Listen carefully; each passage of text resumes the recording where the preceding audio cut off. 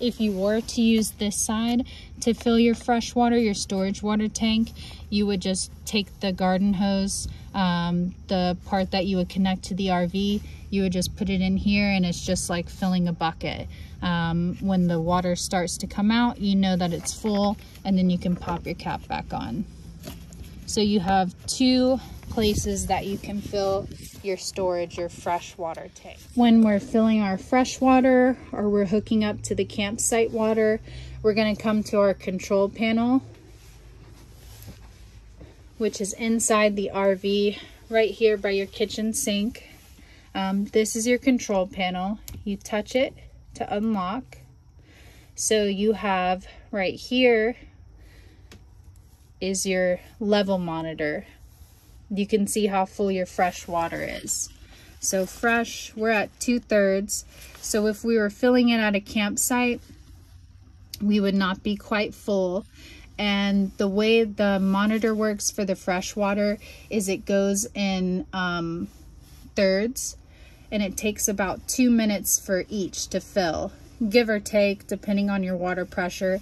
But you would have to stand here and watch, and once it reaches full, F for full, you can go outside and turn the switch to normal and remove the water hose.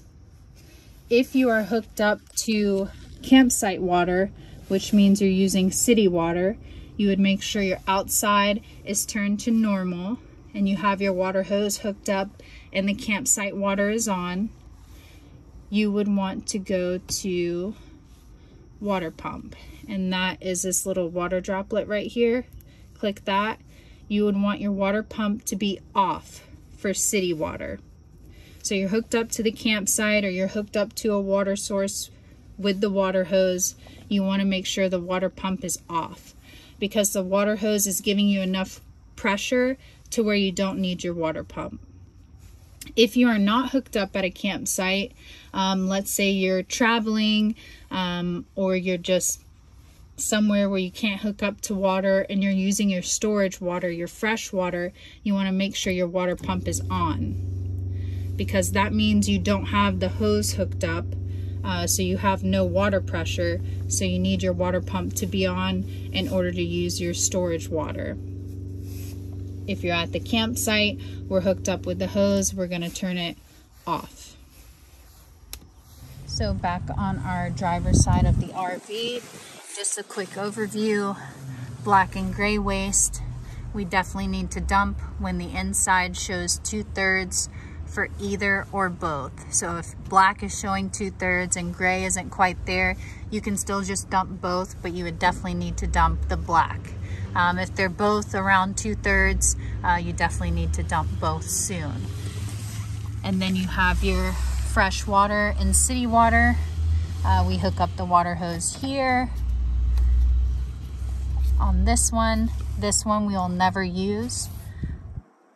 Normal is when we're traveling, or if we're hooked up to the water hose, we're hooked up to campsite water or wherever you're getting water from, it'll stay on normal. We'll switch it over to tank fill, which is this way if we are filling our storage water, our fresh water. And then when that's done filling, we turn this back to normal and remove the water hose. Water pump you'll never need to use. This is for an outside shower, and this RV does not have an outside shower, so you will not need to turn that on. This is your coaxial inlet, so if the campsite offers cable hookup, you can use the black cable cord to hook up here to the campsite cable, and that is all in the same compartment together. So we've covered the gas, the propane, your waste tank dumping, fresh water and city water. Coming back at the tail end of the driver's side, you have your 30 amp, your power plug. And again, that is a 30 amp connection. You have two ways to power the RV. So you can be plugged in to a 30 amp connection, or you would use your generator. So let's say you're traveling or driving and you don't have the ability to plug in, you would use your generator. If you need AC to watch TV or to use the 110 outlets within the RV, you would have to turn your generator on or be plugged in. And I'm just going to show you your power cord looks like this. This is your 30 amp. This part you just insert here and screw it in. And then this part you would plug into your campsite or wherever you're getting your 30 amp power from. You do have an adapter for this, a 110 adapter. You can use that. You just attach it to the end, which I'm going to show you in a second. But if you are using the 110 adapter, the only thing is it will not run your AC. It's just not strong enough to run the AC. So if you're using the 110 adapter, you cannot run the AC. If you're plugging it in as just a 30 amp connection, everything will work normally. So you can run the AC, TVs, everything will work as normal. But if you're using the adapter, you can use TV, your lights will get charged, everything will stay charged, you just wouldn't be able to run the AC. So we have our 30 amp power plug connector right here. This little door is just an outdoor shower. We do not provide you with the outdoor shower, but just for your information so you know what it is, that's what this little area is for. This right here is when you're running your hot water heater. It will be hot to the touch, so just as a warning, you wouldn't want to touch this because it will be hot, especially if you're running your hot water heater. This right here is just your fridge vent. Sometimes you'll see a little bit of condensation on the outside, or it'll drip water. That's totally normal. It's just the vent for your fridge. So we've covered all the important stuff. Again, the driver's side is our action side. All of our important stuff on the outside of the RV you're going to find on the driver's side. Coming around to the back of the RV, you have your storage area and your double doors. So this is what it looks like from the back. Also, when you pick up the RV, you will find your power cord, water hose, and your waste hose in this back portion of the RV. You have your table attachment back here. This is the cushion for the couch that converts into a twin sleeper. I'm going to show you how to use that. That's the cushion for that. Your leg to hold your table up is right here. You will also find this curtain. So you have the ability to sleep with your back doors open. This screen, you can pull it down from the inside and you can pull it down from the outside. So it looks like this. So it's kind of like an insect screen, and then this part you can lift up. It's like a blackout shade. So you can either choose to lower the insect screen all the way down or adjust it so it's the blackout shades. This curtain buttons here, so it kind of keeps all of your stuff that you have in the storage area covered. So if you want that privacy, but you want to sleep with the back doors open, you can just button them here, and you have the ability to have some privacy for that outside storage. Also in the back, you will find your 110 adapter for your 30 amp power plug. So you would have this part screwed into the side of the driver's side of the RV, and then you would attach this part to this, like so.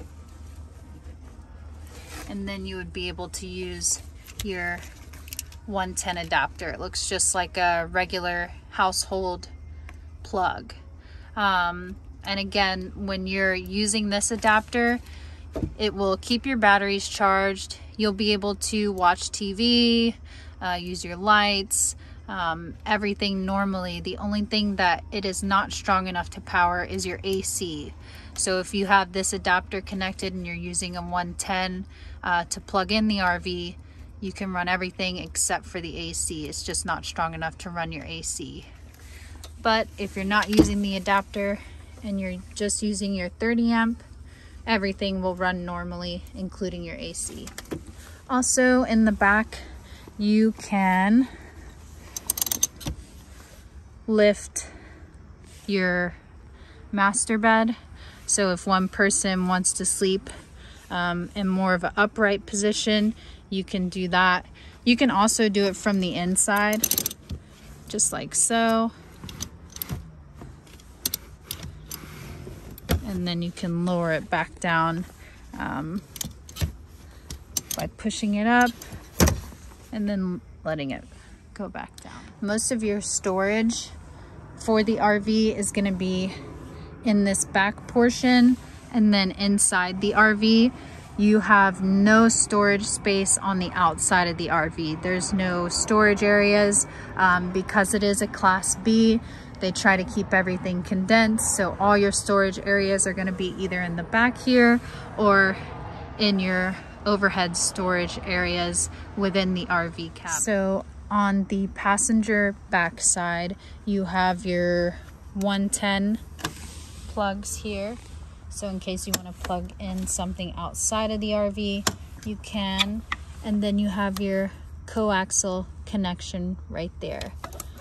Again, your 110 will not work inside the RV cabin or outside of the RV unless you are plugged in or if you have your generator on. Coming around to the entrance of the RV, we've already touched on this. This is your freshwater inlet. You have the ability to fill your storage water, your fresh water on this side as well. You have your screen door. So if you want to leave your side door open, you can use your screen door. And that's just a simple push and pull. So RV with the thermostat is your heater. Thermostat in the water is your hot water heater.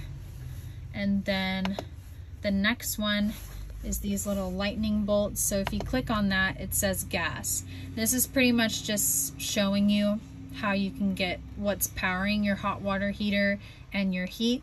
You always just want to leave it on gas. So those are the only three things that you'll need to worry about on your Truma control panel, which is right below your main control panel. This one you'll never need to worry about. This is just for your solar panels.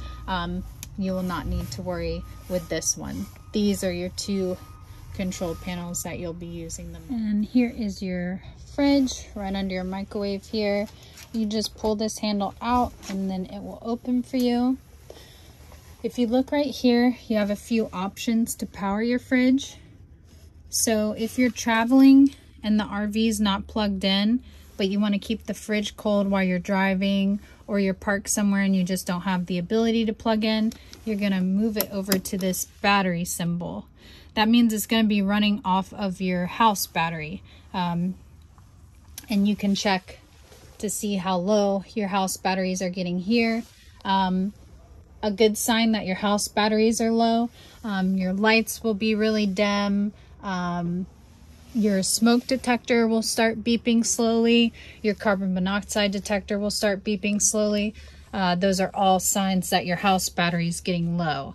But you just want to make sure that you get into the habit of checking the levels on everything, your level monitor, and looking and seeing how low your house battery is getting.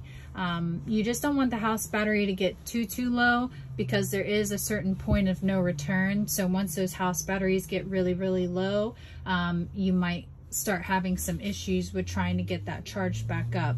So a good way to make sure your house batteries don't get too low is by regularly plugging in the RV to a 30 amp connector, or plugging using the 110 volt adapter and plugging it in. Also by cranking the engine and leaving the engine running for 15 to 20 minutes will give your batteries, your house batteries, a charge. So we're traveling, the RV is not plugged in, but we want to keep the fridge nice and cold and the freezer nice and cold. We're going to set it to that battery symbol, so it's just running off of the house batteries. If we're plugged in, you just want to switch it over to the plug-in symbol. If you have plenty of propane and you don't want to get your house batteries too low, or your house batteries are getting low but you need to keep the fridge cold, you have the option to keep it cold with propane. So once you switch over to the propane symbol, there's also a little instruction guide on that right here. I'm going to show you in just a second how you make sure that your propane is ignited and that it's powering your fridge. And during that process, you're going to watch this line, and once it crosses over into the green, that means the pilot is on and it's keeping your fridge cold. So most of the time we're going to have it on the battery symbol to feed off of our house battery, or the plug-in symbol, and then all the way at the top is off. You have some shelving inside the fridge. Right here is your freezer, and you just want to be gentle with pulling this open, and then you have a little ice maker. So it's a decent sized fridge.